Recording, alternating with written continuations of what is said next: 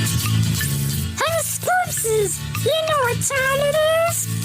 Time to run my belly button bundles? Is that what time it is? No, Scoopses, it's time for Jacob and Jay's On-the-Go podcast. Isn't that wonderful? Yeah, it's my favorite. I love watching it. Oh, yeah.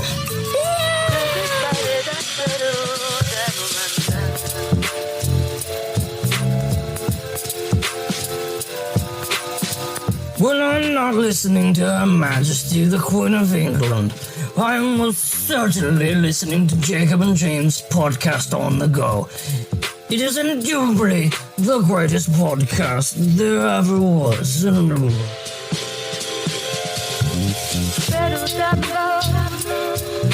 Well, I love the Jacob and James podcast. When I'm not my second cousin, I'm listening to those brothers. Take that, liberals. All right.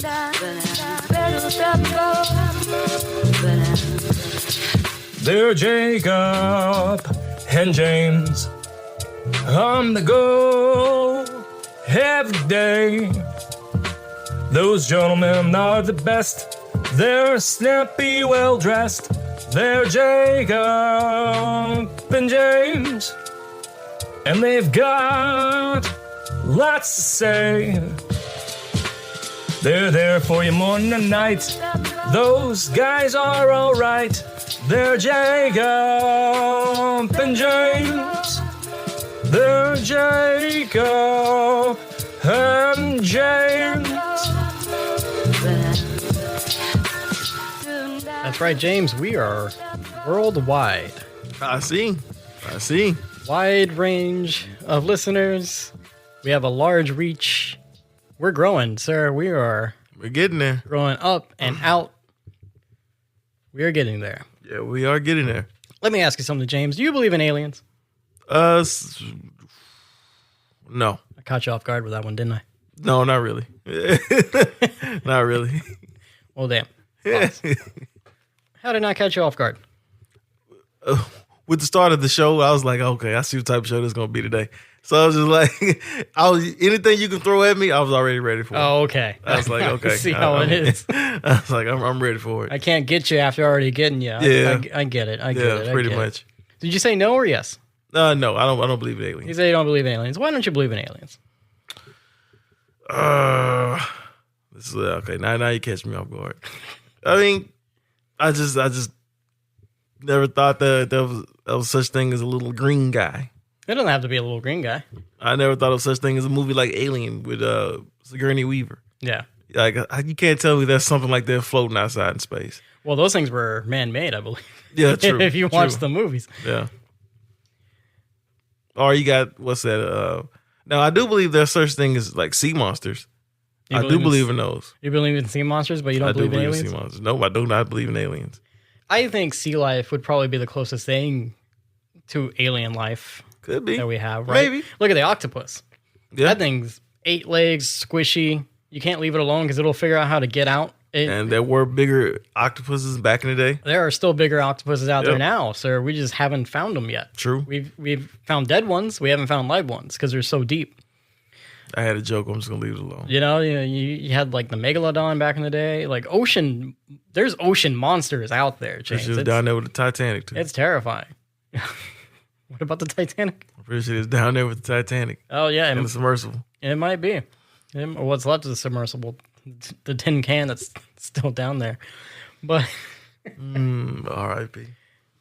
I think there's a possibility for aliens. I think the aliens that people are expecting are not what is actually out there. I think aliens are closer to me and you than an alien from Alien or a little green man. On Mars Attacks? Yeah, or Mars Attacks. Yeah, definitely not those guys. No, I think if there's aliens out there, they probably most certainly look like humans. Oh, so it's basically X-Files then. I suppose. Because X-Files, they never showed us one morsel of alien. Oh, really? It was just all weird humans. stuff? Just weird stuff in humans. Oh, that's funny. I never really watched the X-Files like that. You didn't miss nothing. You didn't miss nothing. No, I mean, I really do think like it's probably just other humans. And they might be more advanced. They might be less advanced. There's a reason why we haven't really came into real concrete contact with these things. Or possibly why anybody who has, they don't really remember or whatever. There's always like stories of them waking up, being operated on or whatever, and then that's about it. Everything's always foggy. It's basically the outer limits. Yeah. That's just kind of what I think. There could be alien life out there. There could not be. I know they're finding stuff still. They're still. Well, remember we had that whole UFO thing, like during the pandemic, right? They were pandemic. like, yeah, we found alien spacecrafts and whatnot. And then even past that, remember it was like a whole epidemic where we had with just UFO talk. Yeah. Months on months Oh, right. and months. Mexico found like the little alien preserved guy. Yeah. The government was talking, people had court hearings and all this stuff. Yeah. I think it finally died down now. Yeah. But we had nothing but alien talk and UFO talk. I was like, oh, man. That is true. That would have been the perfect time for you to do a podcast then. Yeah, right. Just on aliens. Yeah. You. And I mean, I don't buy into it that hard. Oh, you don't believe into government conspiracies? No. The biggest government conspiracy there is that the people in charge are the people in charge. That's the scariest thing. That's why people come up with conspiracies, is because there's got to be an answer for all this crap that happens. True. No, it's just the people in charge of the people in charge, and they're the ones making the decisions. It's not a deep state. It's not a cult. Yeah. It's what you see is what you get, and unfortunately, it's what we got. Those are the real aliens. Yeah, that's true. You know what? You look at anybody in Congress, and they are definitely from out of this world. I can tell you that. They look crazy as hell. They look weird. You never thought about like the potentiality of aliens being real? No, I just never Think about haven't. It's just hard for me to believe in something like that. The government covering up UFO. I mean, not even the government spaceships. covering it up, just aliens in general, alien life forms. I mean, if they have found it by now, I would expect them to have found it by now. Yeah. Well, especially with all the technology that we have out here at our disposal. I would have thought we were going to find it by now, but we still haven't.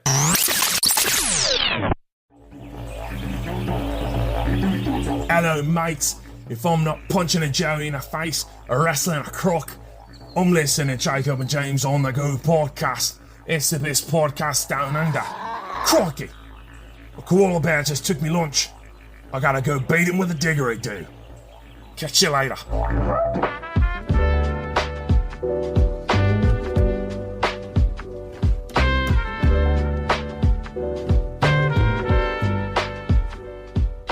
Let me ask you another question. Have you ever raw dogged on a plane before? No. No. Do you know what I'm talking about? No. Explain. Okay. Explain. Okay. I was hoping for a bigger reaction. Yeah, I was like, what's going on here? Because we went from aliens to raw dog, and I'm like, man, this is you're killing me, Jacob. What's going on, man? All right, James. So there's a new trend apparently, and I think it came from like some movie or TV show that Idris Elba was in, because there's a meme of him. Okay. But apparently, dudes are what they're doing is they're raw dogging their flight, which means they are getting on a plane and they're staring straight forward. They're not listening to music. They're not watching a movie. They're not eating. They're just watching the seat in front of them. And some people are using the in-flight map, right? Like, because like, you know, if you get on a big enough plane, they have the TV in the seat, and then you can actually watch your map. So apparently, dudes are doing that. And like, there's been posts where it's like, just raw dogged a 7-hour flight, new personal best, no headphones, no movie, no water, nothing. Incredible. The power of my mind knows no bounds. Why is it called raw dogging though? I think that's such a weird name to say something like that. It's like, what? For attention. They want this to blow up and become a meme, and it has become a meme, and we're talking about it now, so it worked. But yeah, I guess is a new thing, which honestly I think is a bold-faced lie. I don't think anyone's actually doing this, because let me ask you, how do you get proof of someone actually raw dogging a flight for 7 hours? I don't know. You don't. I don't. Because the only way to do that would be to stream somebody just staring forward for 7 hours, and no one's going to do that. No, because there's no battery life big enough for that. First of all, you got to pay for the in-flight Wi-Fi, which you can't. All of this is possible. And also, to the person that you take a picture of or streaming it on, they'll probably knock your ass out. You got to have somebody to stream you just staring. No one is going to watch that. There's no way to actually physically prove this besides a picture, which a picture is a single frame of a single millisecond of time. I don't think this is a real trend. I don't think people are actually doing this. I hardly doubt that. I hardly doubt that. I think this is a lie. I think it was fabricated to become a meme because that's what people do nowadays. I think so. But it was just it's worth the topic because I just wanted to see your reaction to raw dogging. I thought it was gonna be something about someone taking a poop, some person not wearing underwear. I'm just like, because raw dogging sometimes that means too. You're not wearing underwear. You just free balling, as they used to say back in the day. So that's what I thought it was gonna be, but not. I just think this is just a useless. Why is the internet so inept? And look, I love the internet. It serves our purpose very well. It really does. Yeah. But it's just certain stuff that just crosses the wave of the internet where I'm just like, why? And this kind of goes back to those videos that you had did where it was something with a bear or something like that. It was on a Monday. It was on a Monday episode. And I was just like, why is this taking so much traction? Why is this taking traction? About a bear. I think it was about a bear. It was something weird. And you were trying your best to try to like, because it was like, oh, well, it's positive. It's positive. I was like, I hear you, Jacob. But I'm just like, this is such a something that doesn't need to be. Like, why is the internet so infatuated with this? Oh, no, it was the guy eating the Cheetos. There you go. Yeah. And everybody was just going around looking at him. Yeah. I don't know why I said bear. But you know what? That's a community effort versus staring forward on a plane for 8 hours and then bragging about it. Like it's a real accomplishment. They're like, oh, you slept with your eyes open, essentially. That's what happened. So you're not getting sleep. Are you trying to be famous for like 5 seconds of fame is more important? Right. Than just enjoying your flight. Is there even any fame to this? No, there's no fame. I'll read you some comments. Someone said, I'm not raw dogging a flight when I do this. Being trapped in a tin can for a long time means I am given free reign to prance around in my medieval mind place. So people are defending it, being like, I'm just in my head doing stuff in my mind. Sure. I mean, I always just have on earphones. And then someone comes up with, respectfully, you're not raw dogging if you watch the flight map. So there's rules and regulations to this. Like there's nerds coming out and being like, well, actually, if you watch the flight map, you're doing it wrong because you're still being entertained. I can't think of anything worse than raw dogging a flight. Give me the booze, put on the movie, bring them snacks. I'll put the pod on. Jesus. I just wanted to be known that I was raw dogging flights way before it was cool because my crippling anxiety and fear of flying made it impossible for me to distract myself in the air. That's a valid point, I feel like. I think also, too, when they saying raw dogging, they're also using it as a joke. And like, well, I'm say raw dogging. Yeah, I was raw dogging the flight. So it can be taken into another interpretation. That's why it's blowing up, sir. Yeah. Mm-hmm. I know the reasons. Yeah. Well, no, I'm not talking about you, but that's why it's just catching all this traction. I was like, yeah, it's just, boy. The internet's infatuation. Someone did make the comment. They were like, back in the day, we used raw dogging for a different thing than. That's what I'm saying. I was just like, what are we doing? What is the longest flight that you've been on? Oh, I've never been on the longest flight. Probably. Well, Michigan was like 6. I think it felt like 6 hours anyway. 6 hours. Yeah, it felt like it. In Michigan? No, I'm exaggerating. I think it was a 5-hour flight. I've never been on a flight longer than 5 hours.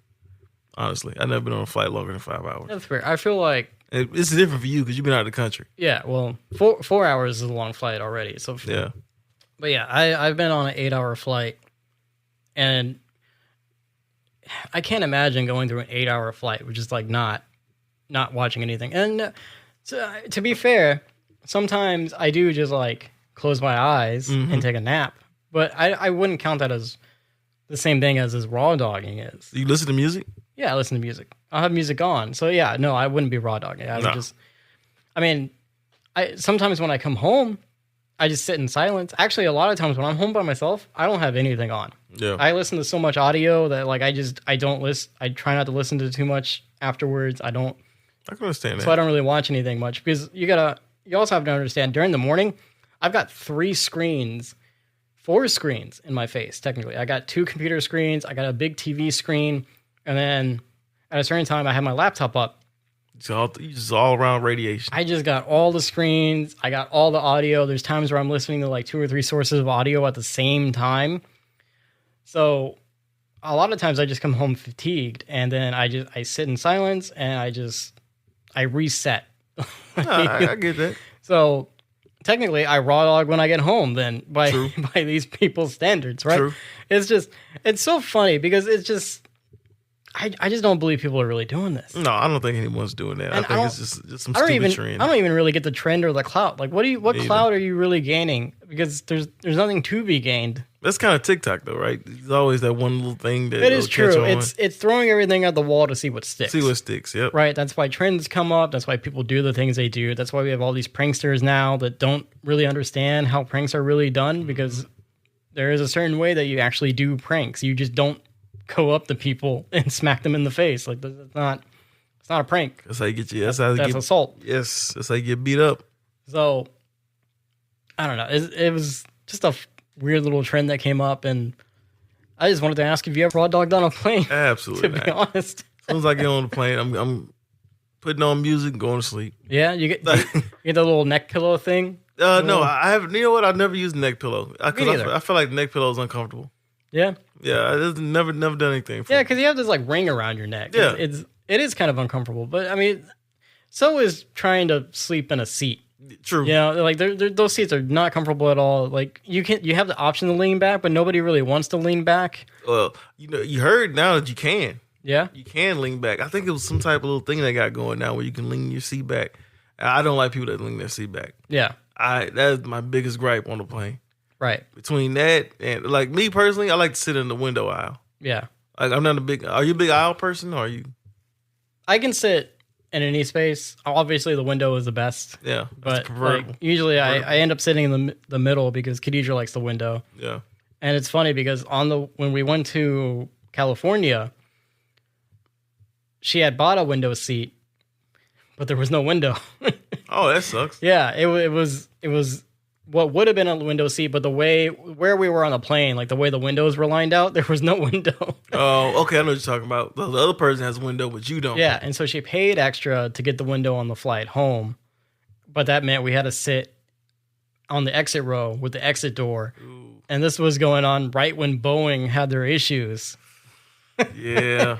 Which Yeah. I wasn't really scared about it, but it was just kind of like, oh, here we are. I get that. I get that. Okay, so are you a big fan of people sitting next to you? I mean, I Well, you don't have a choice. But, yeah, I have no choice in it. So but, you know, how can't- comfortable? it depends. If they mind themselves and they don't try to talk to me, I'm fine with it. But I've sat next to people who like try to have a conversation with you, or like a few years ago when Joel was living in Virginia, I flew out to go see him. No, wrong example. Where did I fly? It was when Khadijah was traveling. It was either the Colorado or Florida. It was around still kind of COVID times, right? So flights were still doing like you got to wear a mask. So I'm on the flight. Guy next to me doesn't want to wear the mask. So every chance he gets, he takes it off. The flight attendant comes through. It's like, hey, you have to put it on. This happens like 2 or 3 times over, and I think this is my flight back. But either way, this happens 2 or 3 times over, and I'm just like, oh, please don't tell me I'm going to be in one of these news stories where the guy flips out about having to wear the mask, or we have to stop the plane and do all this crap. It's a viral moment. Yeah. Holding his cell phone up and it's shaking. Yeah, I don't know. I was kind of nervous about it because I was like, I don't want to have to like see an event. I just don't want to have to see a grown man yell at a flight attendant, or I don't want them to force us to land somewhere, because it was like halfway through the flight they were still telling him like, you got to wear the mask, dude. So how did it end up going? He wore the mask and we landed and went our separate ways. Well, I mean, why would you take your mask off if you know they're gonna keep telling you to Right. leave your mask on? It's because typical old dude just has that attitude. God, boy, I tell you. But you know, you got to obey the rules. Do you ever And- go to the restroom? Yeah, we have. I haven't. Yeah, I mean, especially on the longer flights. Yeah. Well, yeah, for you, yeah, I Yeah. get it. But even like, I think one of the shorter flights we did, and yeah, the restroom was just super uncomfortable. I don't understand how there's a Mile High Club, honestly. I don't see how you can get that done. I don't see how you can achieve Unless that. restrooms used to be bigger back in the day. I don't get how it happens. Man, I don't know how you can achieve any of that. There was, when we were flying back from California, I think there was like a steady line for the restroom the whole time. And like we were talking about the guys, the people seated like right by the restroom, and we were like, oh, I'd hate to be them, because just the constant people coming coming by you and the restroom opening and the restroom closing and then opening You and got closing. the smell. You got the smell. You got the sounds. Like awful seats, but probably really cheap. Oh, you know they are. Have Dirt to cheap. be. Have to be. That's a good idea. Yeah. Thank you for telling me that. There you go. Just wear some Get the noise bathroom canceling. seat. Yeah. You never know. Noise canceling. Or raw dog that flight. I don't know. I'm That not should be an raw. achievement, right? If you raw dog a flight and you're next to the restroom, that's the super achievement. That's tough. You win the raw dog prize. I don't know about that, Jacob. You know what I mean? Only thing I can do that. I know for sure I can't do that one. From the land of the rising sun, Jacob and James podcast very good. Listen all time. Pedodina Godzilla.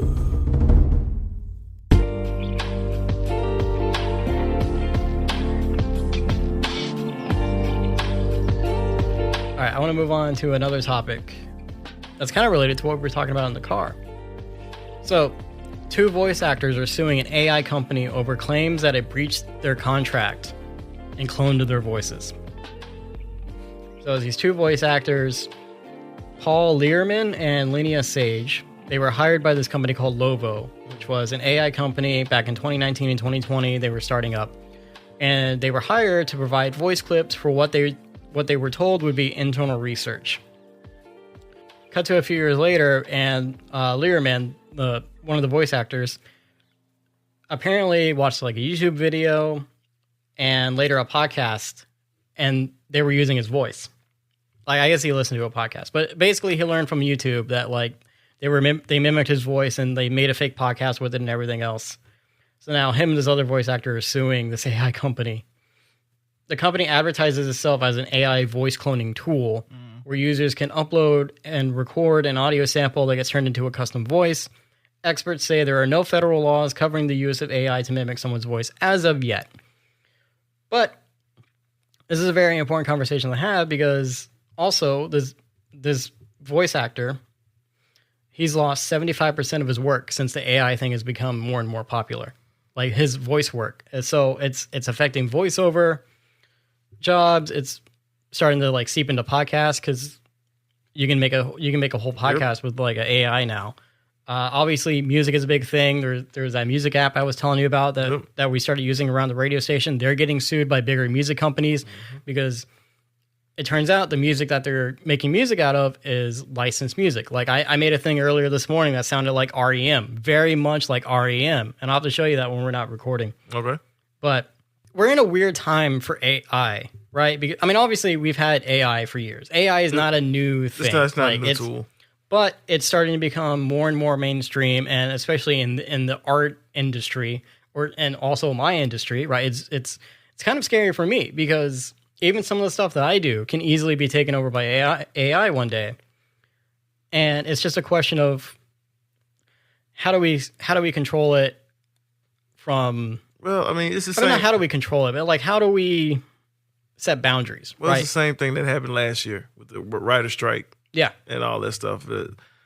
We started our whole podcast talking about this, the whole writer strike and all that. I mean, the thing about it is you're going to have to get into office or get into work, whatever union you're with, whether it's voice acting, which I could have sworn we just got through going through this, whatever union that you have to set these guidelines. Right. So there has to be guidelines that, hey, we can only use this much AI for this.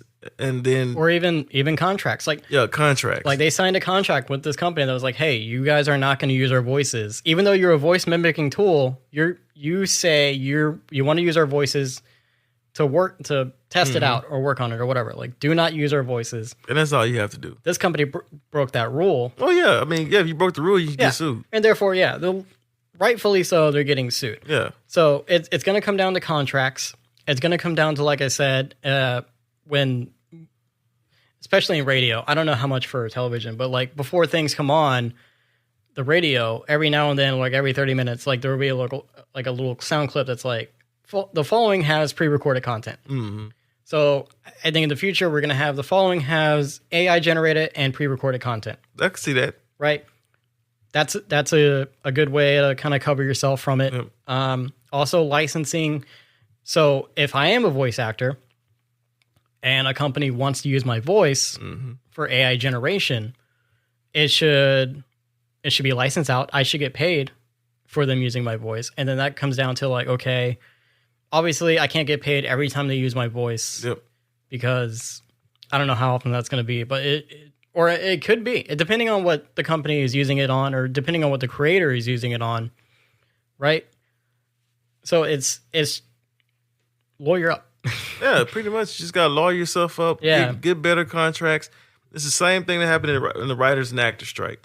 No one wanted to be replaced. The writers didn't want to be replaced by AI because they thought the directors were going to use the AI to make better stories, to make the stories, which is proven to be not the case. False. Sony is going to start doing that. Yeah. Which I don't know how that's going to go. It's very complicated at times because we're all trying to figure out how to use this in a way that's not going to cost people their jobs, but it will cost people jobs, and that's the unfortunate part. Because I went to school a lot for a lot of the stuff I do, and I continue to try to learn and do all these things. But if an AI is going to come and create things as easily as I can, it's upsetting. And digital art too. Digital art is taking a hit pretty bad, and there's even people have started coming up with programs to where you can put, like, if you draw something online, or not online, but if you drew something and you want to put it out online, right?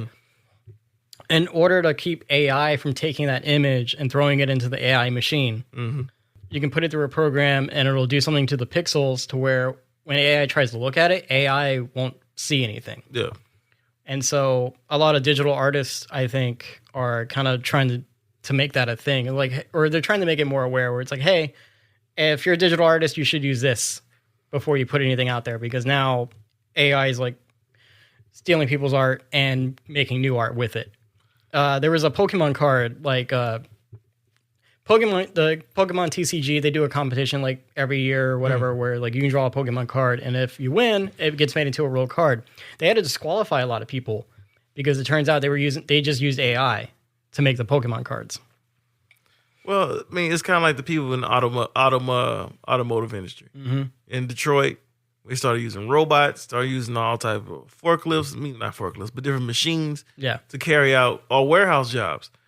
They also use machines as well. So it's going to have to be a give and take at the end of the day.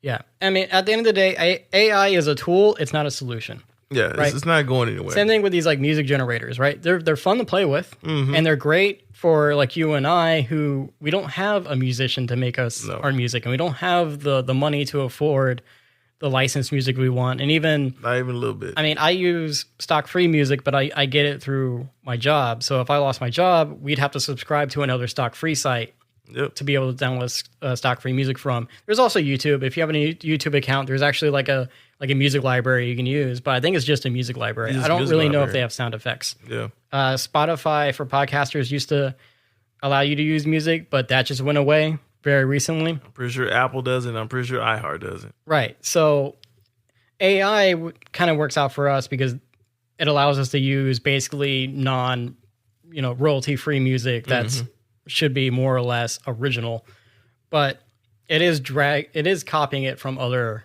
music. So if you're a music maker, you shouldn't use an AI music generator to make a track or whatever, right? I can see, like, if you want to play with like maybe what a beat would sound like, or maybe what lyrics would sound like in a certain genre, you can put that in there and it'll spit something out, and then you can work off of that, right? You can basically create your own reference track. Yeah, because we saw Drake do it. Yeah. He did it with this to Kendrick Lamar, who he had. That bit him, though. That came back to bite him because he used Tupac and he used Snoop Dogg. Yeah. And it sounded nothing like him. Yeah.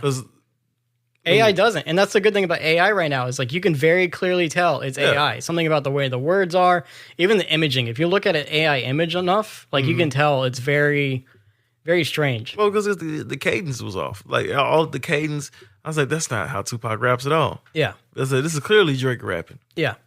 You clearly could tell that was Drake rapping on that. So that's kind of the good thing is like we're in this weird period where AI is not quite like perfected yet. Yeah, but it will be. It will be eventually. And there needs to be stipulations on it. There needs to be, if you're a creator, just get your contracts, like make sure you have ironclad contracts where AI is concerned. Like, yes, AI can use my music to create another piece of music. I don't know how it's all going to work out. You know, obviously, like, it goes higher up than us too. It really does. So Way above our pay grade. yeah, but it is scary times for people who do voice or even like just on the technical side, because like I said, AI should be a tool. It shouldn't be the solution. It should be something you can use to test out some things. But like even Chat GPT, right? People use Chat GPT to write whole essays. Yep. You shouldn't do that. Like if you're an author and you're working on a fictional tale, you can probably use Chat GPT as like, you know, maybe if you're just need an idea to write something off of, you can throw it in Chat GPT, maybe it'll spit something back to you, and then you can kind of mold and shape that to a better, more fluent way. Yeah. I know a lot of people that use that chat, what's it called again? Chat GPT. Chat GPT. Yeah. Meta has it. Facebook has their own now, like the Meta thing that nobody wants to use. A whole bunch of people that use it. So it's weird times. It's just, you know, we're all a little cautious on it. And also AI should be made to do our dishes and menial tasks and not take our art away from us, right? Do our dishes. Huh? Like this is a fun thing that we do. True. And if someone comes along and is like, oh, hey, you can actually just record like 3 sentences and make an AI podcast every week, that wouldn't be as fun. It would be easier, but it wouldn't be as fun. It wouldn't be as fun as being able to like sit down and like, you know, BS. And converse, yeah. Yeah. True. So I just wanted to bring that up. Like this AI story that I saw earlier, and then, you know, with the AI music thing we were talking about, it just kind of fits. It's also, you know, it's something we're dealing with on a daily basis now, and it's not going to go away. It's not like going anywhere. any other piece of technology that gets introduced. It's not going to go away. Yeah, it's definitely not going anywhere. People might as well go ahead and try to get those contracts signed up now. Yeah. I imagine in the next few years there's going to be like heavy stipulations. And also, too, something else with AI, to kind of dip into politics a little bit, Ted Cruz is pushing a bill to stop people using AI to make AI revenge porn. Yeah. Now, AI revenge porn, or just AI porn in general, has been around for years, right? There's been plenty of times where I've seen like a fake photo. We all have seen of a celebrity naked, but it's not really a celebrity. Like photoshopping has been doing that for years. This looks bad. It looks bad too. Yeah. But recently, I guess there was like a middle-aged student who, middle school. There's a middle school student who a classmate of hers made AI revenge porn of her. Like basically it took her face, put it on like a porn star's body. Yeah. So Ted Cruz caught wind of that. So now he's pushing this bill to like, hey, we really got to crack down on revenge porn, which to some degree I'm like, well, that's been going on for years. Why are you all of a sudden caring about it now? But also, it's good. It is a good thing. Never late than sorry. Yeah, when you throw out the cynical side of it, it is a good thing to have, and hopefully that gets passed, because that's also a very serious thing, is AI imaging with people. You know, what if I took a picture of you and then AI'd you into whatever situation? You know, that wouldn't be cool. That would be very disturbing in a way. Like if you just looked online and I posted a picture of you in like Detroit. Which like I say, I've been on Instagram lately, and I have seen these different pictures of famous people, and it's like you can clearly tell because it's airbrushed at the neckline. Yeah, at the neckline it looks totally different. Yeah, you know, so it's better late than never. Yeah, it's better late than never. Now, something cool with AI that I do kind of like seeing is, I don't know if you've ever seen them popped up on YouTube, but they're like weird AI versions of shows and movies that are out now. Mm-hmm. So like I'll pull something up real quick. Yeah, so it'll be like these weird movie trailers of like versions of television shows or series. Like this one's Power Rangers in the 1950s. And it's all AI imaging, right? Yeah. But it looks real. It looks real. No, I mean it still looks fake. Like you can still tell it's fake, because also like all the people are staring. They're staring at the camera. But I enjoy watching these because it's like a weird look into another universe. You know, it's like this is an alternate universe where this is. Oh, okay. Yeah, I have seen these. Like this is some other universe's version of the Power Rangers, or this is some other universe's version of like this horror movie or whatever. Like a video game. Almost, but it's just a video game looks better than this. Yeah, and it's very odd. And if you pay attention, sometimes like some of the weaker ones, like the faces, like will morph as the video is going. They're very strange. That was downright creepy. Yeah, but they're interesting to watch just because it's like a lens into an alternate reality. That was downright creepy. Yeah, like this one's for Freddy Krueger. They're really weird, but they're really kind of cool. And I mean, there's not like a specific channel that does them. It's just if you type in Nightmare on Elm Street 1950s, That's what you get. Panavision, it'll pull up that, and it'll pull up a bunch of other ones. Those are real interesting to watch. I will admit. And those just serve as like what ifs. Yeah. You know, they're not trying to sell like, oh, this is Nightmare on A new Elm movie Street coming out. You're right. Yeah, they're not like this is a new thing. It really tells you in the title like this is this version of this. Mm-hmm. So that is kind of the more interesting part. But that's all I got today. Do you want to talk about anything else? No, that's pretty much it for today. Cool, man. Well, hey, if you want to email us about AI and what you think about the AI and how it's affecting the creative industry, you can email us at onthegopod2023@gmail.com. You can find us on Instagram, On The Go with Jacob and James is all one word. You can find me on Instagram at jacobdantone.audio. You can find James on Instagram at James9794. You can find us on YouTube as well. It's On The Go with Jacob and James. We got new episodes coming out every Monday and Friday. And on YouTube, we have 10-minute clips of episodes coming out every Sunday and Wednesday. And without further ado, I'm on the go. James is on the go. We're all on the go.